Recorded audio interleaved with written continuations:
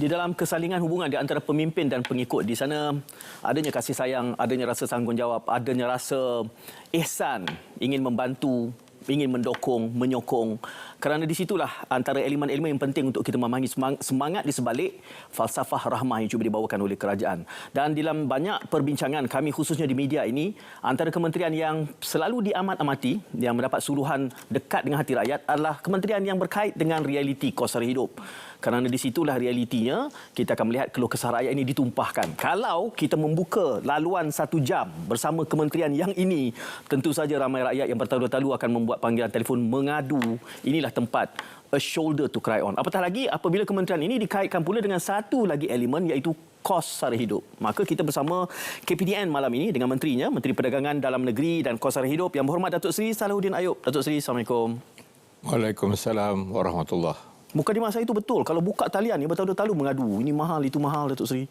Memang itu kementerian yang bukan hari-hari. Setiap saat dan ketika, minit ke jam, memang kita perlu menyantuni kehendak rakyat dan suara hati rakyat. Dan saya tahu tugas itu beban yang besar. Saya doakan pertamanya keikhlasan, yang keduanya kegigihan. Saya bayangkan keluh kesah rakyat ini tumpahkan setiap minit, setiap saat, itu memerlukan kesabaran yang sangat luar biasa. Apapun tahniah untuk belanjawan 2023 ni, ada penambahan 100 juta, Datuk Seri. Walaupun tidak cukup, tapi bersyukur dengan apa yang ada. Depan kita ada RM 1.25 bilion yang kita akan cuba belanjakan dengan penuh tanggungjawab. Fokus benar-benar pada golongan sasar. Kita cuba minimalkan ketirisan.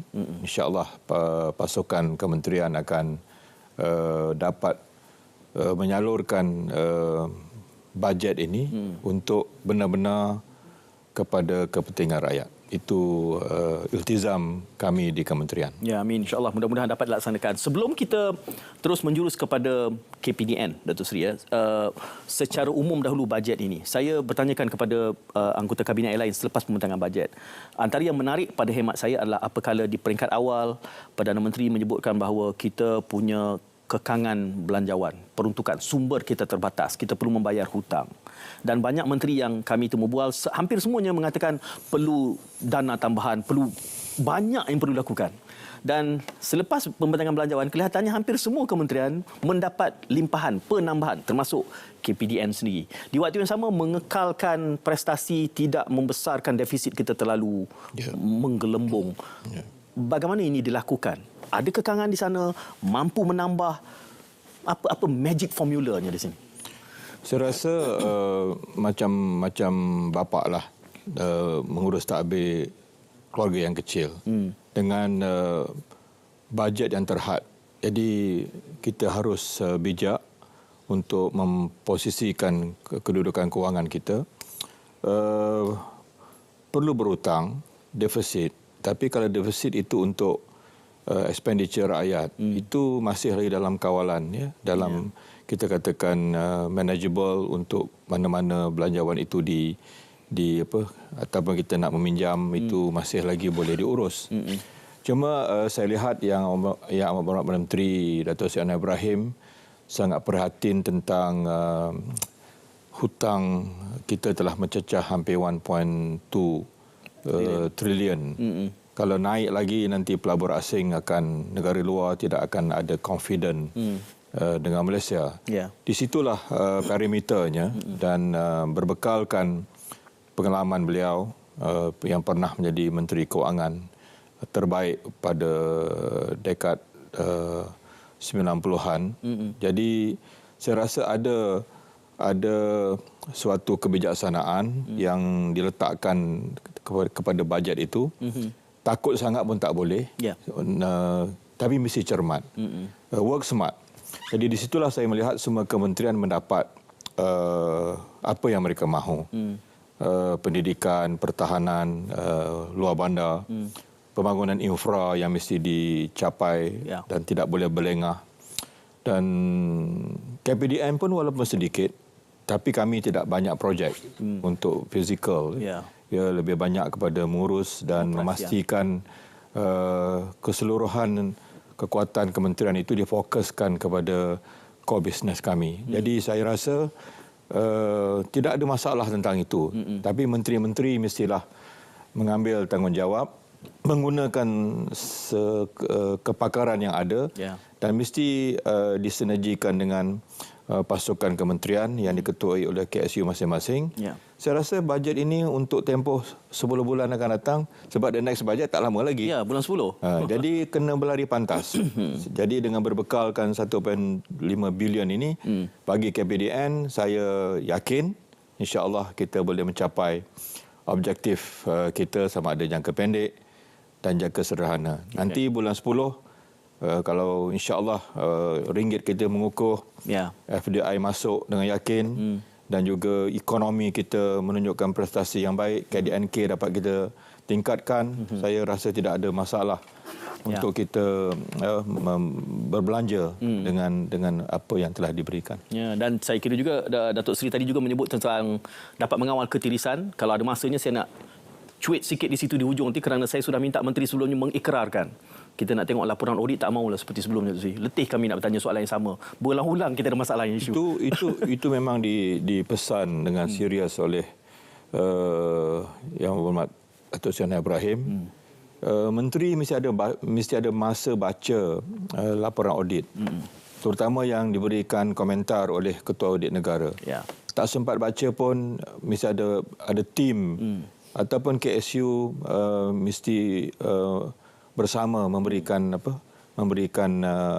laporan itu dan mengkaji laporan itu kepada menteri yang bertanggungjawab. Tidaklah benda itu diulang-ulang lagi pada tahun hadapan. Jadi dalam bab ketirisan ini bukan mudah. Bukan mudah, saya akui. Dah ada pengalaman 2 kali jadi menteri. Tetapi ianya memerlukan political will, strong determination dan deliver. Boleh buat atau tidak. Menggunakan macam KPDN, kita ada pasukan penguatkuasaan, walaupun strength kita masih tidak cukup, cuma ada 2,100 pasukan, tetapi dengan kekuatan yang ada, kita work smart. Kita boleh membuat pelbagai strategic plan kita bagi memastikan strength yang ada itu digunakan secukupnya. Dan memang saya dan kementerian masih cukup besar tanggungjawab kerana di sana ada diesel, ada RON 95, di sana ada minyak masak paket bersubsidi. Yang saya lihat ini kalau kita jumlahkan hampir 40.5 bilion nilai subsidi yang kita nak tumpahkan kepada rakyat, untuk kesenangan rakyat, supaya jangan ada ketirisan. InsyaAllah. Itu yang penting sekali untuk seorang menteri itu, mesti mengambil tanggungjawab penuh dan tidak boleh compromise tentang ketirisan. Niat saya nak bawa persoalan itu di akhir-akhir, tapi Datuk Seri sudah bersedia. Terima kasih banyak mengulaskannya di awal. Kini kita melihat secara spesifik tentang Belanjawan 2023 ini. Di bawah payung rahmah itu kelihatannya ada banyak. Ada yang sudah dilaksanakan, ada yang bakal dilaksanakan, dan Datuk Seri juga menyebut beberapa kali akan ada lagi pengenalan pakej Raya Rahmah, pakej macam-macam lagi. Jadi bagaimana bajet ini dalam kerangka memenuhi agenda payung rahmah itu? Bila kita bermula sebenarnya dengan langkah kecil, saya ulangi, kecil dan kerdil. Saya melihat begini, membina ekonomi. Kita mengambil alih dalam keadaan dunia post-Covid.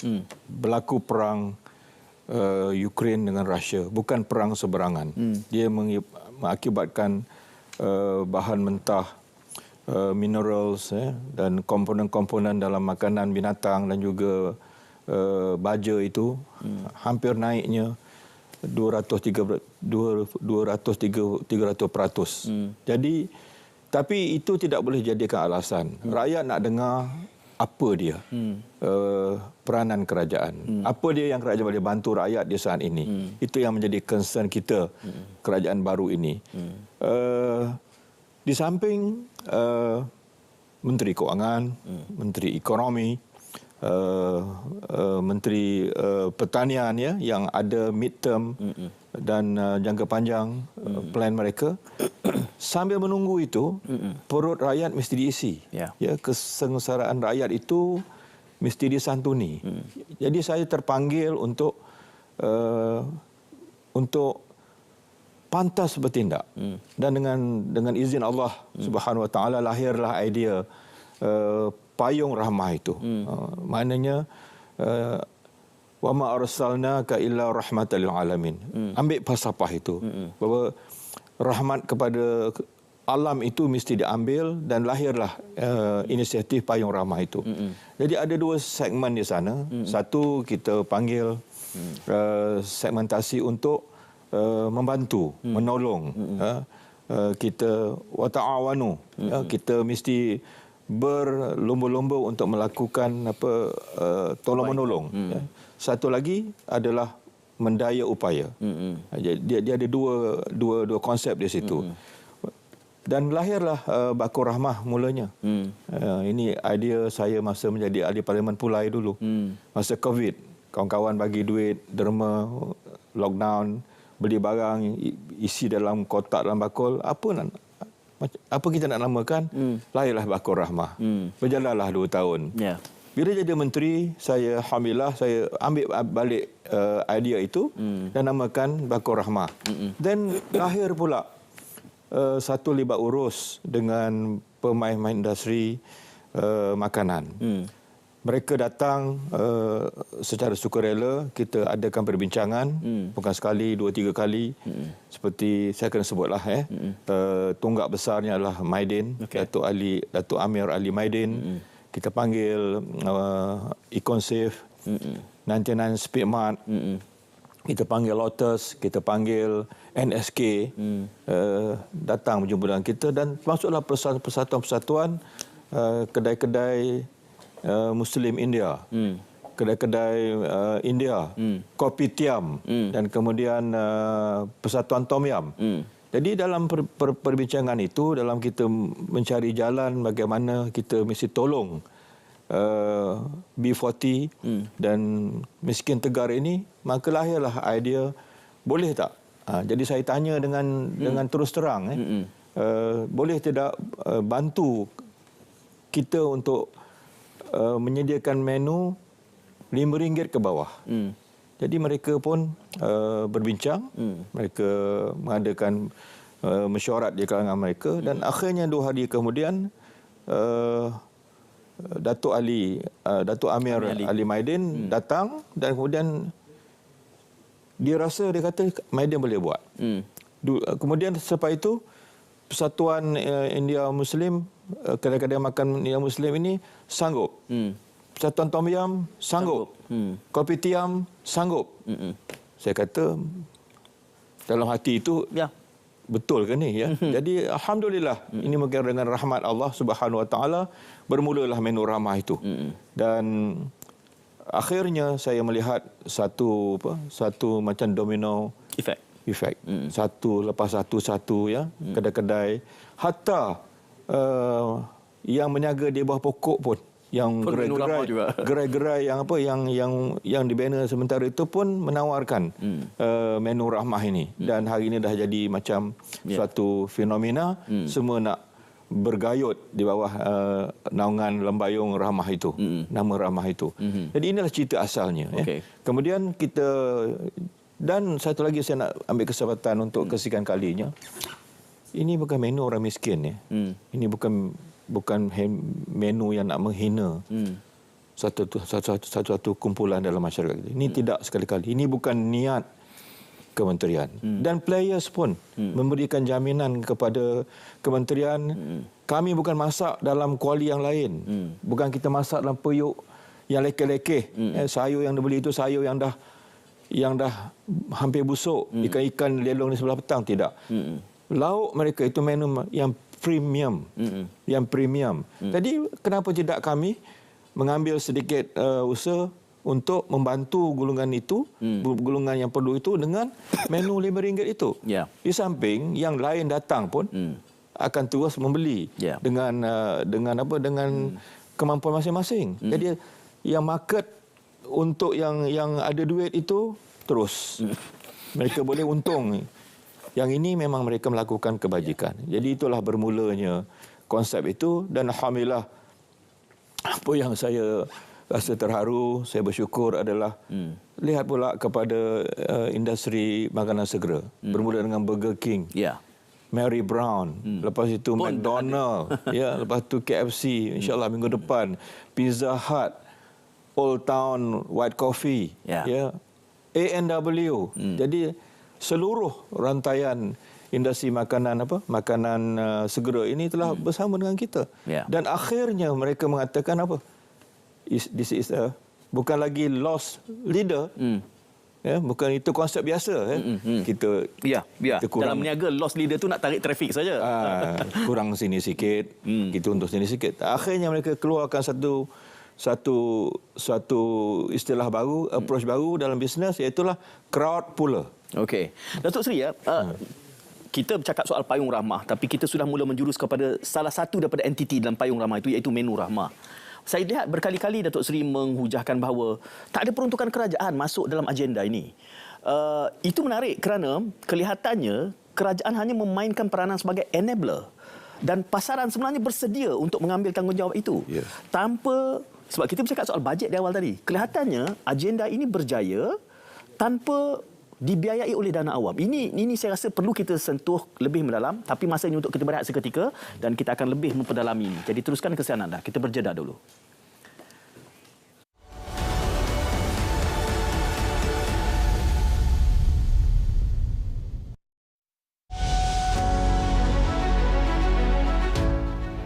Salah satunya inisiatif Menu Rahmah yang menganjurkan jualan set hidangan pada harga RM5. Alhamdulillah, Menu Rahmah ini dijangka akan terus menerima sambutan yang baik. Maka melalui jualan Rahmah menawarkan barangan asas dengan harga sehingga 30% lebih murah berbanding pasaran, akan tentunya akan mengawal kos sara hidup. Kerajaan menyediakan RM100 juta untuk menjayakan program jualan Rahmah di setiap kawasan parlimen. Kerajaan juga akan meningkatkan keperuntukan sebanyak RM200 juta kepada RM225 juta bagi memperluas program pengedaran barangan keperluan asas ke 25 kawasan baru, antaranya di Paluh dan Pasir Sarawak, Pasir Raja Terengganu dan Kuala Krai Kelantan.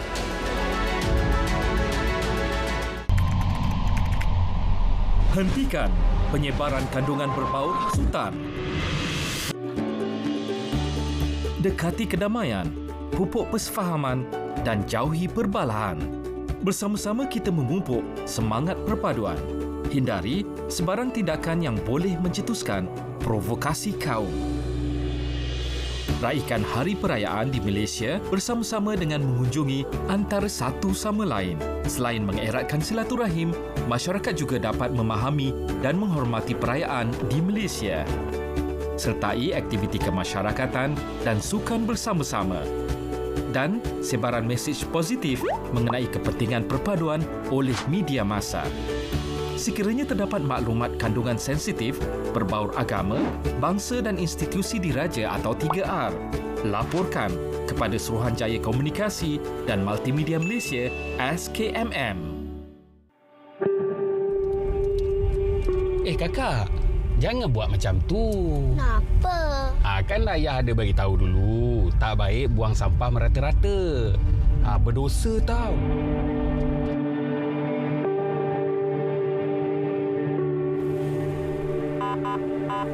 Kena dah. Saman ni. Tuan. Apa bagi, Cik? Minta IC, Cik? Boleh. Kesalahan lampu merah, Cik. Tuan, Tuan, kau timah sikit, Tuan. Ayah, janganlah macam tu. Itu kan rasuah. Berdosa tau. Betul apa yang nak Cik cakap. Jangan lama macam tu, Cik. Ni saman. Maaf, Cik. Hati-hati madu, Cik.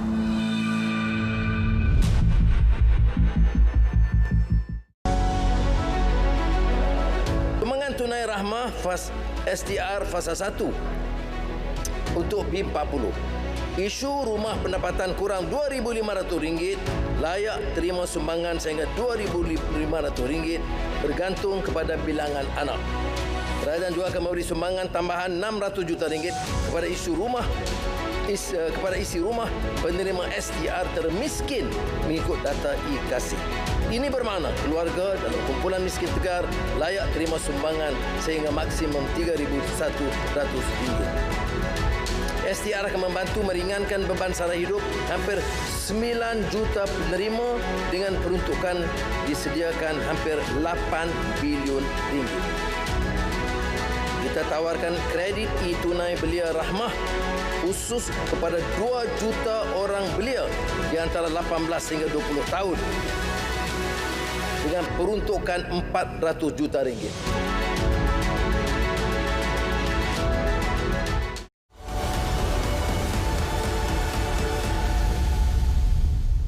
Saya ditemani oleh Menteri Perdagangan Dalam Negeri dan Kos Sara Hidup Yang Berhormat Datuk Seri Salahuddin Ayub. Dalam pusingan yang awal tadi banyak kita bicarakan tentang asal-usul payung rahmah ini dan kita mula menjurus kepada menu rahmah. Saya bangkitkan dan saya gantung satu soalan tadi. Bukan soalan tapi satu pemerhatian ya. Kerana Datuk Seri selalu sahaja mana-mana kementerian bila ada satu agenda yang ingin disebarluaskan, dia melibatkan peruntukan.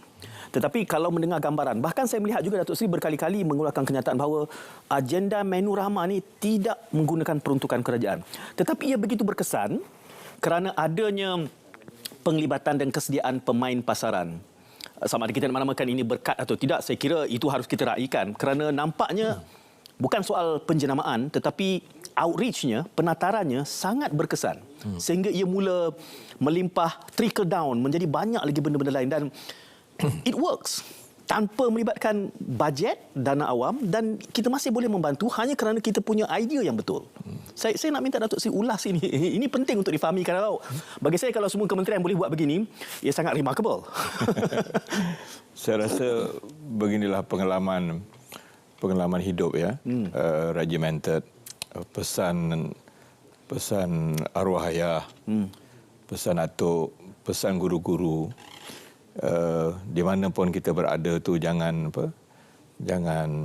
sombong, jangan angkuh. Jadi berbekalkan begitulah. Jadi saya lihat pemain industri ini, mereka ni ialah mungkin mereka ni jutawan ya, billionaire. Mereka ada ego dan mereka ada kedudukan yang ialah mereka telah berjaya. Jadi saya exercise lah. Saya cuba untuk mendekati mereka ini. Kadang-kadang kena eat our humble pie lah. Ya. Kita merendahkan diri kita dan mengajak mereka bersama. Itu formulanya. Ajak, boleh tak tolong saya? Boleh tidak kita fikir sekarang ini rakyat susah. Saya sebut mereka bukan hanya B40 ya, yang miskin tegar itu. Jadi akhirnya semua dapat berada dalam satu pentas, apa yang orang kata, we are on the same page. No one can go hungry in Malaysia. Jangan ada yang lapar dalam negara kita. Jadi bermula di situlah berkongsi falsafah itu dan mereka datang.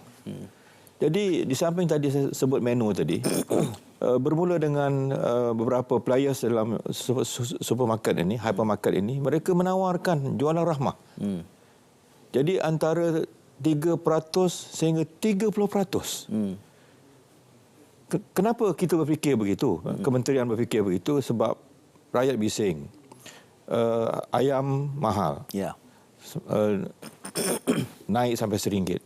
Telur kekurangan bekalan, satu papan tu dah naik sampai RM1 sehingga RM2.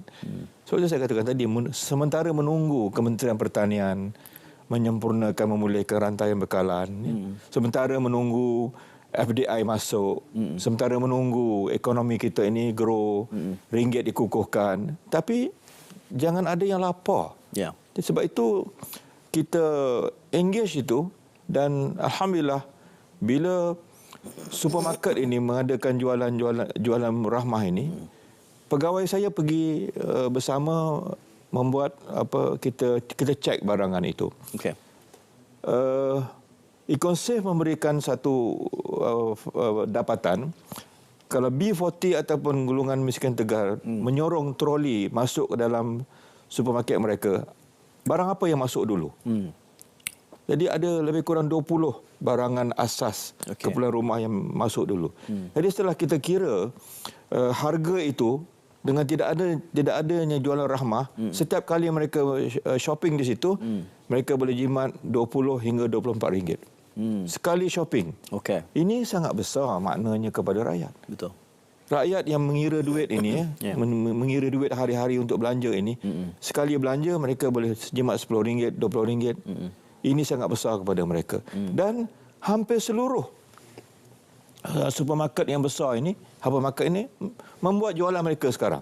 Sama ada Lotus, sama ada Ion Big, sama ada Maiden sendiri yang menjadi pillars kepada payung ramah ini, dan juga Speedmart, 99 Speedmart. Mereka sangat-sangat berterima kasih di atas inisiatif ini.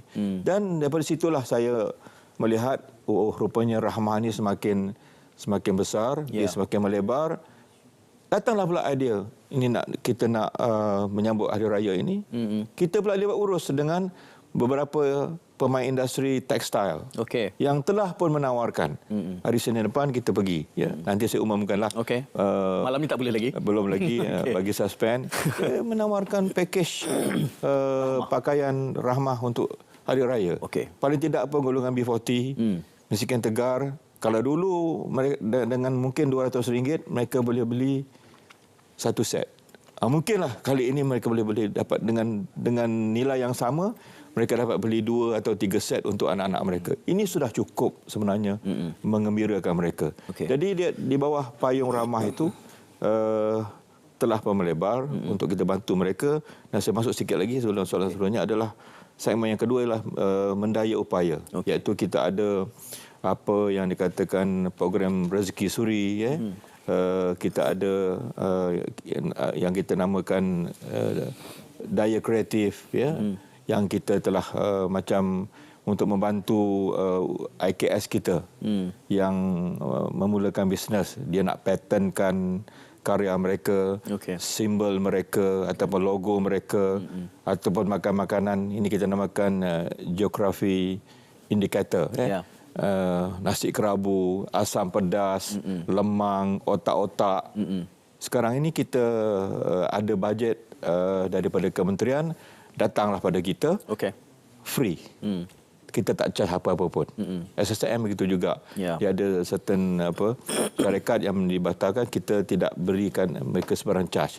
Dan rezeki suri sedang kita develop, di mana di samping duduk di rumah, ada bisnes kecil-kecilan yang boleh menambah. Kalau mereka dapat tambahan sebulan 200-300 semua sudah cukup untuk golongan ini. Duduk di rumah tapi boleh bisnes. Dan juga satu lagi adalah rezeki suri, dan satu lagi adalah kita nak memberdaya komuniti-komuniti kecil ini dalam bidang perniagaan. Jadi inilah di antara yang kita telah bincangkan, dan semuanya nampaknya players ini memberikan dukungan yang secukupnya. Dan kita boleh rasa ini bukan kepura-puraan, tapi saling saya kata kita bertahun ni, maknanya saling membantu untuk kebajikan yang kita sasarkan pada B40 dan golongan miskin tegar. Datuk Seri, saya ingin menyentuh lagi tentang menu rahmah ini, kerana saya melihat ia sudah menjadi satu jenama household lah. Isi rumah sudah mula bercakap, semua sudah mula menjadi rahmah, menu rahmah. Tetapi tentu saja benda yang baik ini akan ada sisi-sisi pandang yang cuba untuk memperkecilkan, melecehkan. Saya lihat kritik tentang kualiti sudah dibereskan. Datuk Seri juga sudah menjelaskan. Tetapi ada kebimbangan mengatakan, kalau berterusan begini akan mengganggu peniaga-peniaga kecil sebab semuanya murah, semua RM5. Datuk Seri sudah menjawab. Tetapi saya rasa ini penting untuk kita huraikan lagi tentang kebimbangan dan gambaran seolah-olah menu rahmah ini akan membunuh peniaga kecil. Dia bertolak begini. Biar jelas di mana kita bermula. Kita libat urus dengan industri makanan. Maknanya mereka dah ada bisnes. Saya boleh setuju dengan pandangan tadi itu bahawa bimbang ataupun boleh ke berniaga dengan RM5 ini. Betul, kalau kita kementerian suruh ataupun kementerian menggalakkan orang buka kedai, restoran, jual RM5, itu saya akui. Sangat sukar. Tetapi apa yang kita buat sekarang ini adalah bisnes yang telah sedia ada. Okey. Kedai nasi kandar, tom yum yang dah ada popular sekarang ini. Kemudian pula restoran semalam saya pergi ke Kelantan, Terengganu yang jual nasi kerabu, yang jual nasi berlauk, semua telah dirahmahkan. Kenapa? Sebab mereka telah ada bisnes. Ya. Dan tidaklah 1% yang datang ke kedai mereka itu mereka yang nakkan menu ramah itu. Pelanggan-pelanggan yang so-called premium lah. Ya. Pelanggan tegar yang suka makan hidangan yang harganya mungkin satu set sampai RM5-60, orang bayar. Ya. Ikan bakar katalah pelbagai aneka yang harganya satu set sampai RM40. Ya. Ada pelanggannya. Ya. Tetapi dalam kedai mereka itu ada menu rahmah yang diambil daripada lauk yang premium, bukan low class, tapi secara sukarela membantu golongan ini. Ya. Jadi kenapa kita harus risau? Dan setakat ini orang tanya saya pula, berapa lama boleh bertahan? Selagi mereka berniaga, macam nasi kandar, mamak katakan India Muslim ini, dah puluh tahun mereka berniaga. Dan ada sisi-sisi yang telah mengatakan bahawa mungkin mereka ialah jenis orang yang tidak mahu menonjol tentang kebajikan, tetapi mereka membisikkan bahawa alhamdulillah bila kami buat ini berganda pula keuntungan mereka. Sehingga yang saya hampir menangis adalah bila saya dengar yang meniaga tapi bawah pokok pun. Dulu susah nak dapat pelanggan, tapi dengan rahmah ini ramai pula yang datang membeli dan menambahkan pendapatan. Jadi ini semua adalah merupakan satu ikhtiar daripada KPDN ini yang semua orang boleh untung. Rakyat dapat untung, miskin tegar dapat untung. InsyaAllah tak ada yang lapar di Malaysia. Yang meniaga itu pun boleh mendapat keuntungan kerana kita promosi. Bila promosi keluar daripada laman rasmi kerajaan, diviralkan pula dengan media sosial yang TikTok dan seumpamanya. Jadi mereka pun mendapat keuntungan bersama. Itu yang saya ungkitkan berkali-kali kerana yang mengagumkan sekurang-kurangnya dalam pemerhatian saya adalah selalunya bila ada satu kempen kita perlu berbelanja ratusan ribu kalaupun tidak berjuta nak menjenamakan rahmah ini. Tapi kelihatannya macam agenda rahmah ini bukan setakat dipopularkan secara tabii, secara organik oleh netizen sendiri, warganet, bahkan dia trickle down dan morph menjadi banyak lagi ni. Katanya kafe rahmah lagi lepas ni. Kemudian perbankan rahmah juga. Ada sesuatu, ada kekuatan yang hampir-hampir saja spiritual di belakang itu. Mungkin yang saya sebutkan berkat tu. Tapi kita akan perdalamkan lagi tentang payung rahmah ini, tentang elemen-elemen lain juga tiang-tiang seri di bawah kos sara hidup. Jadi kita berjeda seketika dan kembali sejurus selepas itu.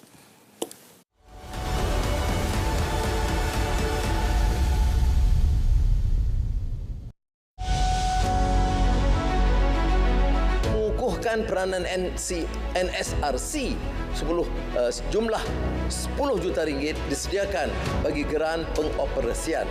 Bank negara juga akan menguatkuasakan dasar kill switch kepada semua institusi perbankan bagi membolehkan pengguna sendiri mengambil tindakan segera membekukan akaun mereka termasuk kad ATM daripada digunakan sekiranya terdapat aktiviti yang mencurigakan.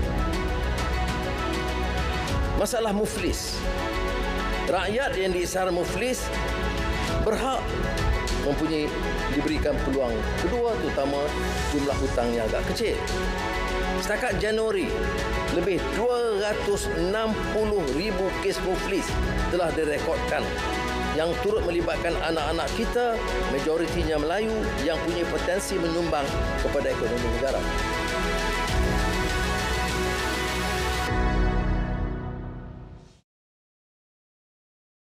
Negara ini rusak. Tidak ada upaya bangkit semula sekiranya kita biarkan rasuah besar.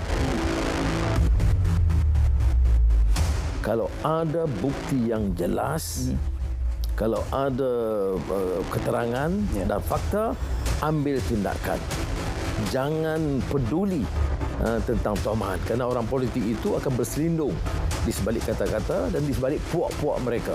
Sama ada diguna agama Islam ataupun Melayu ataupun ialah masalah yang dikatakan pembangkang kerajaan.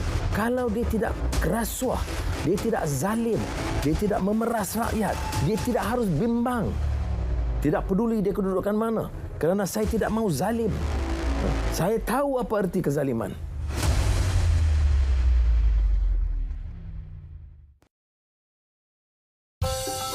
Ini Bob. Bob adalah seorang penyelam marin. Setiap hari, Bob mendapati semakin banyak plastik dihanyutkan ke dalam laut. Kesannya boleh mengakibatkan jumlah plastik melebihi daripada hidupan laut menjelang 2050 jika tindakan tidak diambil. Dianggarkan 50% plastik yang dihasilkan adalah plastik sekali guna dan 13 juta tan plastik dihanyutkan ke laut. Kerana sayangkan alam sekitar, Bob mengambil inisiatif membersihkan sisa plastik.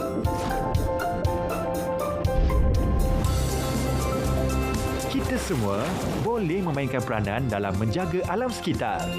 Hindari plastik sekali guna. Untuk maklumat lanjut, sila layari laman sesawang berikut.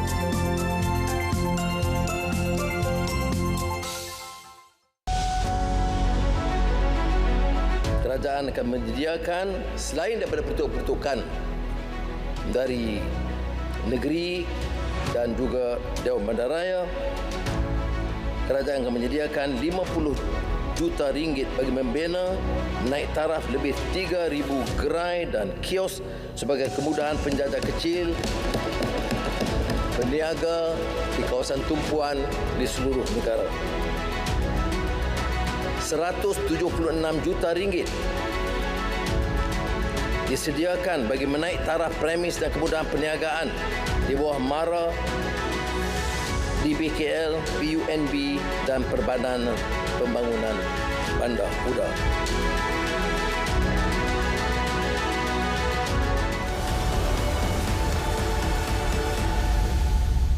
37 minit sudah berlalu. Saya bangkitkan sebelum berjeda seketika tadi bahawa selalunya apabila satu agenda yang dikemukakan oleh mana-mana kementerian, belanjawan untuk perhubungan rayanya, PR-nya besar. Tetapi kelihatannya saya itu, kalau ada kajian kes lah, saya nak kaji ni secara spesifik. Macam mana jenama Rahmah ini disebar luaskan, ditatar penatarannya, outreach-nya kelihatan organik, dan Datuk Seri berkali-kali menyebut tidak ada belanjawan untuk mempromosikan ini. Bahkan pemain industri pula yang berbondong-bondong datang ingin menawarkan. Katanya akan ada perbankan pula akan disebarkan banyak lagi di bawah payung Rahmah ini. Apa yang boleh dan ya kelihatannya macam tak ada limit untuk idea-idea bawah Rahmah ni, Datuk Seri. Kalau sebut tadi tentang setakat ni alhamdulillah tidak ada bajet belanjawan yang digunakan, zero contribution daripada kerajaan. Sebenarnya saya pernah belajar dengan seorang guru media ni lah, iaitu Tan Sri Johan Jaafar. Dalam satu sesi minum kopi ni. Itulah saya kadang minum kopi ni pun dapat ilmu kan. Dia kata apa? Saya ingat sekarang. Dia kata PR is free. Advertisement is expensive. Jadi saya fikir-fikir betul juga. PR ni sebenarnya ILO je. Dan kesanggupan kita untuk engage, untuk libat urus. Jadi mungkin itulah yang saya telah praktikkan. Jadi jumpa semua orang, kita merendah diri, minta tolong, dan nampaknya saya akan pergi kepada satu sektor lagi, atau perbankan. Kerana ialah saya baca report bank-bank ini, mereka untung bilion-bilion. Tak apalah, baguslah tu. Itu untuk ekonomi, mereka telah contribute kepada ekonomi negara. Jadi saya akan jumpa dalam bentuk macam mana pula mereka boleh menawarkan Rahmah, konsep Rahmah ini kepada pelanggan mereka. Insurans begitu juga. Syarikat insurans ini banyak, dan mereka yang pun telah menamakan diri mereka ni takaful. Sebenarnya takaful tu lebih popular dulu kan. Baru datang Rahmah. Takaful tu pun bagus, dia punya konsepnya itu. Jadi kenapa tidak insurans juga menawarkan Rahmahnya? Mungkin pada belia kita yang perlu ada mereka ingin memulakan bisnes ataupun mereka ingin bergiat dalam pelbagai bidang, kenapa tidak perbankan dan syarikat insurans ini juga menawarkan skim rahmah mereka. Jadi itu juga satu perkara yang sedang saya fikirkan bagaimana. Demikian juga tentang dalam industri pembinaan. Saya juga telah melibat urus dengan pihak-pihak pengeluar simen sebagai contoh, bagaimana mereka boleh di samping kita bincang itu untuk mengawal harga simen sebagai contoh, tapi akhirnya mereka pun bersetuju ada lebih kurang 1 juta tan simen yang mereka boleh rahmahkan untuk pembinaan kos rumah murah dan sederhana. Jadi ini at least lah mereka telah menunjukkan jalan ya untuk mereka membantu mereka. Jadi setiap sektor itu akan cuba saya santuni, sentuh, dan mudah-mudahan ada keberhasilannya. Yang akhirnya adalah rakyat yang akan mendapat manfaatnya. Itulah mungkin niat yang kami di kementerian ingin sentiasa pergi jauh ke hadapan untuk melihat apa lagi area yang boleh kita dapat berikan kepada rakyat. Saya suka Datuk Seri menggunakan istilah dirahmahkan. Itu satu makna baru kepada rahmah tu. Macam orang sekarang dia kata Google lah. Jadi rahmah itu pun sudah dikata kerjakan. Itu bagi saya dalam konteks PR dan media, itu keberkesanan penjenamaan. Apabila kita boleh menyebut dirahmahkan dan difahami, maksudnya berjaya lah tu penjenamaan itu. Datuk Seri, saya suka juga apabila di awal tadi Datuk Seri kita membahagi dua. Kerana dalam agenda rahmah ini, bagi saya fokusnya adalah KPDN melihat kepada pengguna, pembeli. Tapi ada elemen yang daya tadi tu, daya upaya. Ada daya suri, daya niaga, kemudian daya kreatif ini. Memperkasa golongan niagawan pula. Jadi ada perimbangan di situ. Cumanya Datuk Seri mengulas sedikit tentang beberapa inisiatif daya ni. Saya gembira kerana rakan saya, yang berhormat Sir Rafizi, diperuntukkan lebih kurang 750 juta untuk IPR, insentif untuk dia mengeluarkan insya-Allah golongan tegar miskin, miskin tegar ini untuk mereka dikeluarkan. Itu lebih fokus dengan 7 atau 50 juta. Bagi KPDN kita ada daya niaga, kita ada daya kreatif dan kita ada daya suri. Suri tadi saya dah sentuh bagaimana kita akan mendaya upaya. Ini konsep samalah. Takkanlah selama-lamanya kita nak bagi ikan. Ini kita nak bagi mereka joran. Tapi ada juga segmen yang kita bagi joran pun dia tak boleh nak memancing, dia tak boleh ke laut. Itu harus kita terima juga hakikat. Ini termasuk dalam golongan yang kita tidak pernah tinggalkan mereka ini. Kita terus santuni. Jadi untuk mendaya suri ini kita dah engage juga dengan sebagai contoh KK Mart. Dia sanggup contohnya memberikan barang pada harga kos. Kerana mereka ni big players kan. Jadi ini mudah. Jadi kita akan dapatkan data daripada JKM, daripada mungkin institusi di peringkat negeri, penghulu ketua kampung untuk kita mendapatkan dan wakil rakyat sendiri yang boleh mengenal pasti golongan sasar ini. Kemudian daya kreatif. Ini Alhamdulillah 2 hari lepas saya mengadakan libat urus buat pertama kalinya dengan golongan karyawan, golongan artis. Dan mereka datang hampir 300 orang baru-baru ini di Putrajaya. Dan mereka ini sebenarnya ada yang semacam rasa diri mereka ni didiskriminasikan kerana industri ini sebenarnya mereka ada 3 komponen. Pencipta lirik atau lagu, kemudian yang menjadi performer itu dia menyanyi, dan syarikat merakam. Jadi di sinilah berlakunya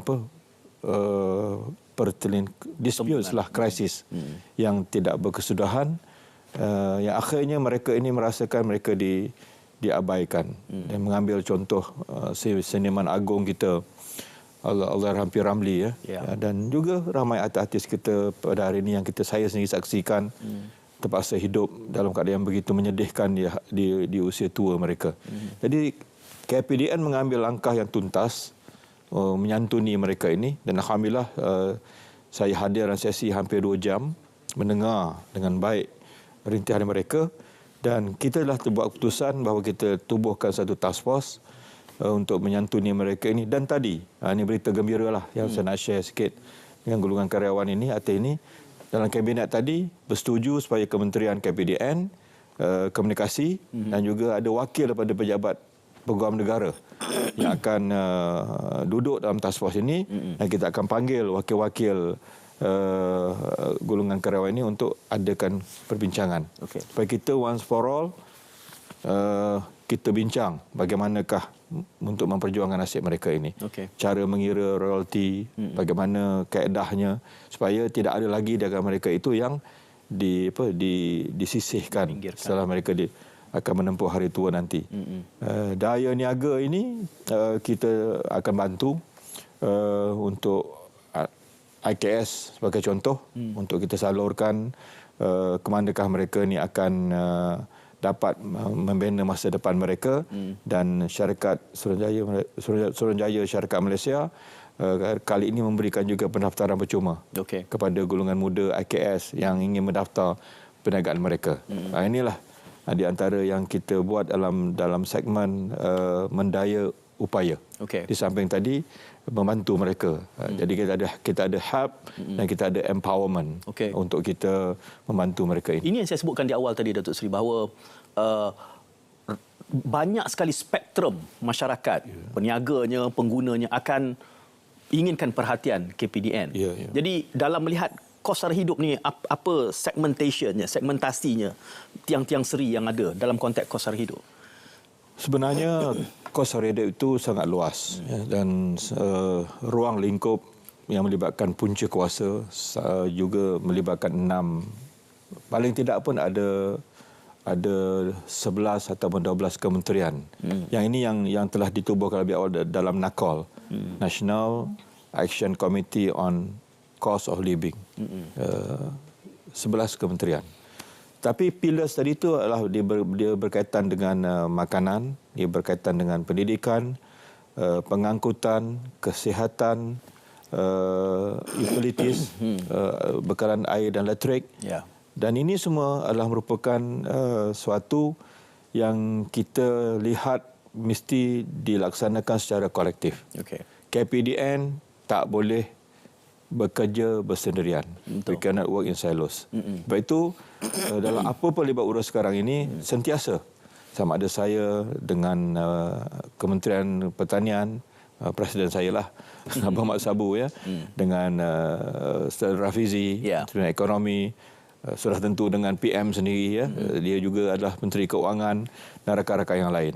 So ini semua memerlukan satu komitmen kerajaan. Sebab itu dalam pembentangan bajet, kalau kita lihat apa yang telah dicetuskan dan kita melihat political will daripada PM sendiri, dia mahu supaya jangan ada golongan bawah yang tertinggal dan tertindas. Ini peranan kita.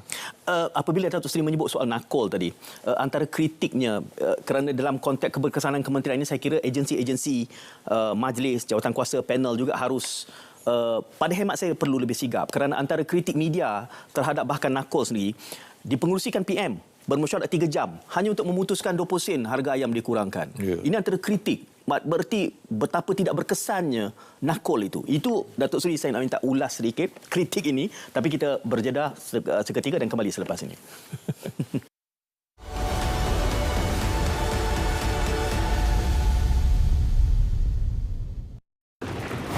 Persediaan sebelum menghadapi banjir. Peka terhadap amaran banjir. Simpan dokumen penting dan sediakan beg kecemasan. Bersedia untuk berpindah sekiranya diarahkan pihak berkuasa. Langkah-langkah dilakukan semasa banjir.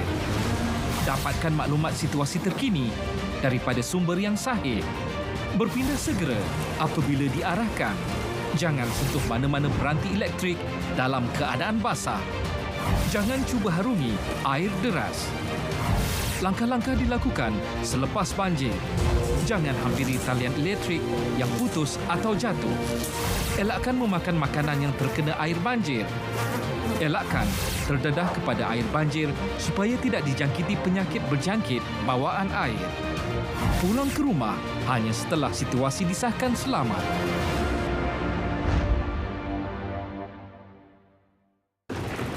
Persediaan sebelum menghadapi banjir. Peka terhadap amaran banjir. Simpan dokumen penting dan sediakan beg kecemasan. Bersedia untuk berpindah sekiranya diarahkan pihak berkuasa. Langkah-langkah dilakukan semasa banjir. Dapatkan maklumat situasi terkini daripada sumber yang sahih. Berpindah segera apabila diarahkan. Jangan sentuh mana-mana peranti elektrik dalam keadaan basah. Jangan cuba harungi air deras. Langkah-langkah dilakukan selepas banjir. Jangan hampiri talian elektrik yang putus atau jatuh. Elakkan memakan makanan yang terkena air banjir. Elakkan terdedah kepada air banjir supaya tidak dijangkiti penyakit berjangkit bawaan air. Pulang ke rumah hanya setelah situasi disahkan selamat.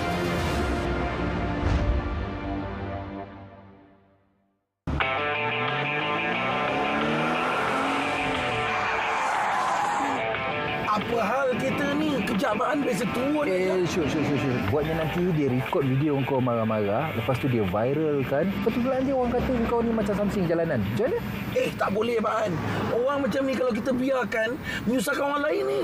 Syuk, cuba kau bayangkan kalau kau kena tangkap nanti. Apa jadi dengan anak bini kau? Ada kau fikir?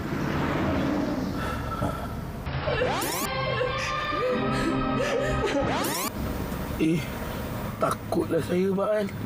Kesian tak ada siapa nak tolong anak bini saya kat rumah. Syuk, biarkan. Tugas ni biarkan pihak berkuasa yang jalankan kerja dia orang. Tugas kita patuhi undang-undang jalan raya. Kita jangan ikut perangai macam dia. Kalau Abang cakap macam tu, baiklah. Sikap anda mengubah segalanya. Kawal emosi dan patuhi undang-undang jalan raya.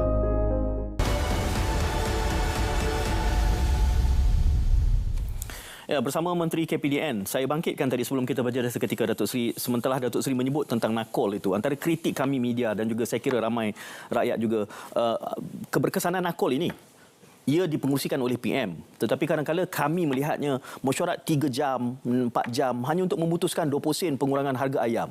Dahlah 20 sen saja. Sedangkan Datuk Seri menyebut bahawa tiang seri kos sara hidup ini ada 6. Tapi bincang satu item daripada salah satu.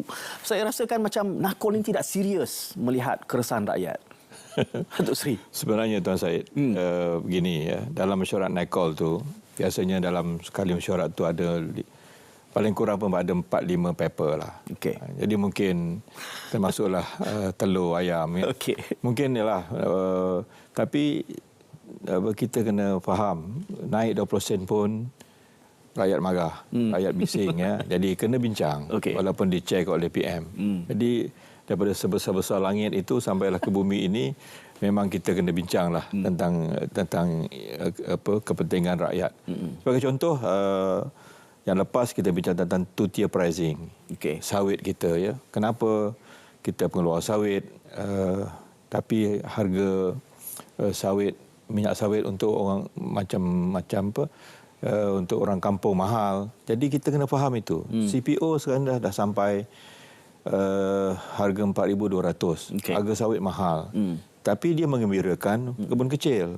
Dia mengembirakan peneroka felda. Tetapi menyebabkan pelanggan bawah kita ni marah, rakyat marah. Jadi itulah yang peranan nakol itu untuk kita bincang benda-benda yang seperti itu.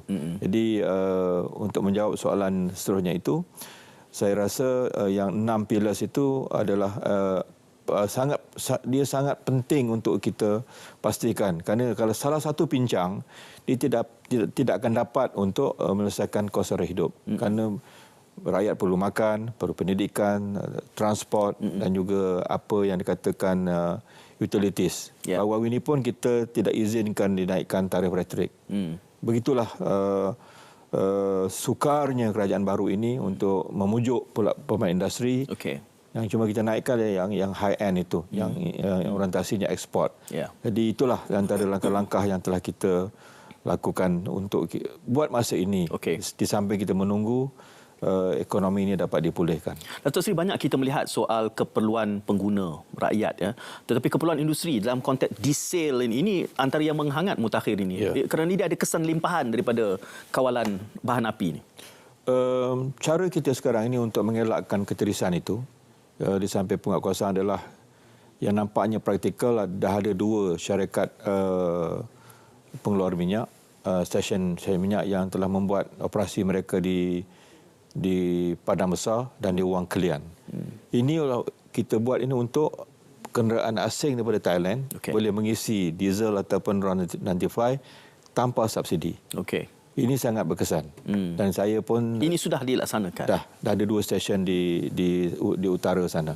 Jadi bila kita buat kajian, Syed, ya,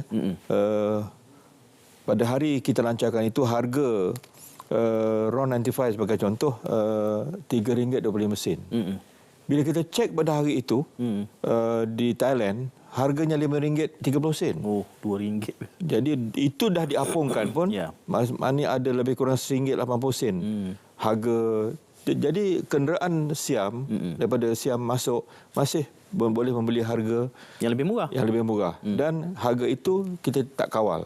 Dia pasal dia tanpa subsidi. Oleh itu saya telah meminta pegawai untuk membuat libat urus dengan siapa pun yang berminat dalam industri pam minyak ini. InsyaAllah 2 lagi akan kita buka di Rantau Panjang dan di selatan. Di Johor Bahru. Dan kedai Singapura pun boleh beli. Dan waktu saya berjumpa dengan Premier Abang Jo di Sarawak, kita pun bincang tentang mungkin beberapa bandar di sepadan, sepanjang sepadan kita dengan Kalimantan itu, dapat kita wujudkan juga petrol pam ini supaya mereka juga boleh membeli.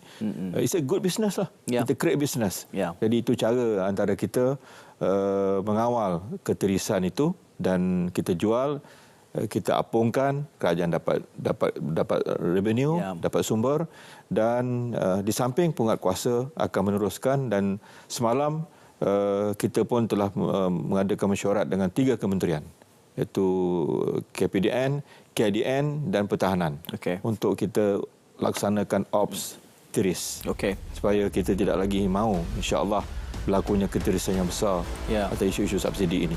Itu yang saya bangkitkan di awal tadi.